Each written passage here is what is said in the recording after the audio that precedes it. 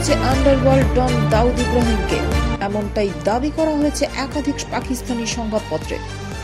সূত্রের খবর, 1993 সালের মুম্বাই ধারাবাহিক বিস্ফোরণের মূল চক্রীকে করাচির এক হাসপাতালে ভর্তি করা হয়েছে।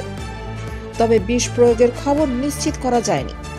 তবে গুরুতর স্বাস্থ্যগত জটিলতায় ভুগছেন দাউদ। সূত্রের খবর, 2 দিন আগেই তাকে হাসপাতালেই ভর্তি করা হয়েছে। কঠোর নিরাপত্তার মধ্যে রাখা হয়েছে তাকে। হাসপাতালের যে তলে তাকে রাখা হয়েছে সেখানে দাউদ ছাড়া আর কোনো রোগী নেই বলে জানা গিয়েছে।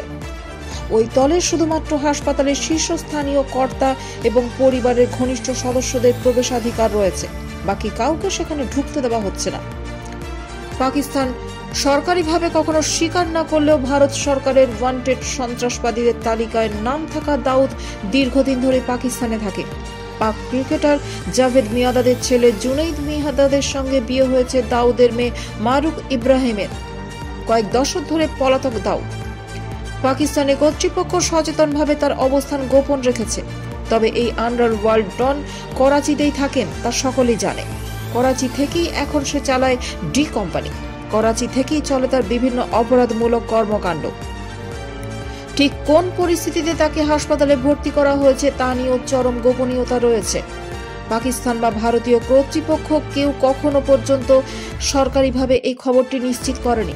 জল্পনা রয়েছে বিষ প্রয়োগের ফলে আকস্মিকভাবে তার স্বাস্থ্যের অবনতি ঘটেছে। তবে কে বা কারা তাকে বিষ দিল তা নিয়ে ঘনাচ্ছে রহস্য।